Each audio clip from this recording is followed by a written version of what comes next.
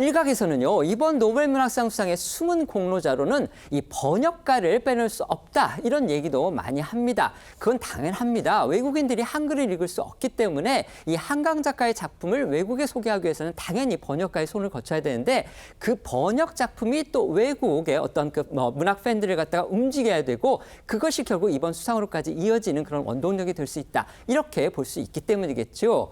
특히 한강 작가를 국제적으로 유명하게 만든 작품은 바로 채식주의자인데요.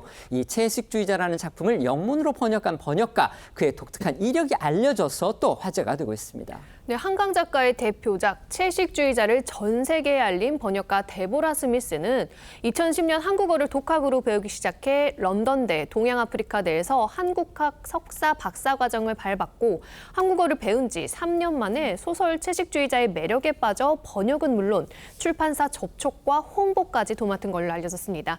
스미스 씨는 번역 초기에는 낱말을 하나하나 사전을 뒤져가며 번역할 정도로 어려움을 겪었으나 오히려 이 덕분에 원작의 섬세한 문체가 그대로 살아있다는 평가를 받았는데요. 한글날 직후에 나온 한국 작가의 노벨문학상 수상은 전 세계 한국어 배우기 열풍과도 맞닿아 있다는 분석입니다. 아까 말씀드린 대로 지금 세계의 주요 언론들도 이 한강 작가의 노벨문학상 수상, 이걸 아주 주요 뉴스로 또 아주 비중 있게 전하고 있습니다. 네, 영국 일간 가디언지는 수상 소식을 비중 있게 다루면서 가부장제, 폭력, 슬픔, 인간애 등의 주제를 다양하게 탐구해 왔다고 소개했고요. 미국 언론들도 한국 작가가 노벨문학상 주인공이 된 걸 주요 뉴스로 다뤘습니다. 뉴욕타임스는 작가가 9살 때 경험한 5.18 민주화 운동이 인간의 폭력성에 대한 관점을 형성했고, 그게 작품에 반영됐다고 평가했습니다. AP통신은 한국 작가의 수상이 영화 기생충과 오징어 게임, BTS 등 커지는 한국 문화의 영향력이 반영된 거라고 했습니다. 요즘 어떤 문화의 어떤 단위 앞에다가 K를 붙여서 세계적으로 유명해지면 가령 K-팝, K-푸드 이런 식으로 많이 얘기를 하죠. 지금 여기에 이제 K-문화까지 등장을 하게 됐습니다. 바로 우리 작가가 처음으로 노벨 문학상을 받는 그런 쾌거를 이뤘기 때문입니다.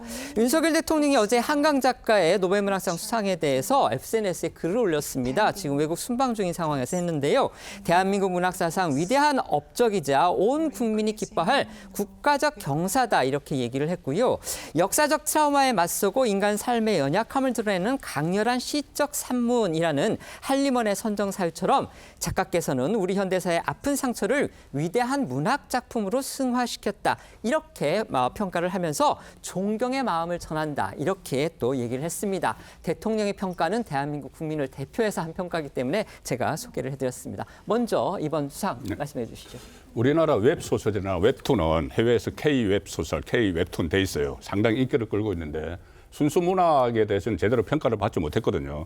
그런데 이번에 순수 문학 분야에서 쾌거를 이뤘다, 이렇게 볼 수가 있고, 특히 그 전에 고원 시인이나 몇 사람들, 기라성 같은 분들이 노벨 문학상 후보로 올랐지만은 수상을 못한 이유가 번역에서 많이 문제를 찾았습니다. 그렇습니다. 그리고 특히 제가 번역가에게 들은 이야기인데, 우리 말 중에서 맛깔스러운 말들을 표현을 하기 어렵다는 거예요, 영어로. 그렇죠. 예를 들어서 얼싸안다 이런 거 전혀 영어로 할 수가 없다는 겁니다.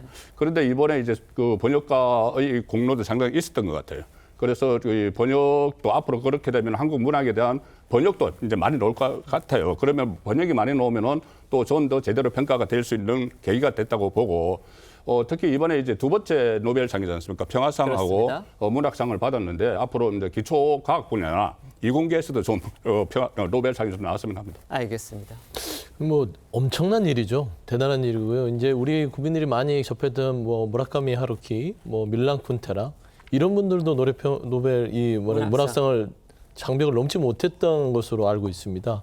근데 우리 한강 작가께서 노벨 문학상을 받았다는 것은 정말 그 정도의 수준을 넘어섰다는 것이고, 이게 말씀한 대로 한국 문학의 글의 힘이 이제는 세계의 문학과 어깨를 견줄 수 있는 그 수준을 올려놨다는 점에서는요, 정말 개인적으로도 뿌듯하고 자랑스럽다, 지금 그런 말씀드립니다. 알겠습니다.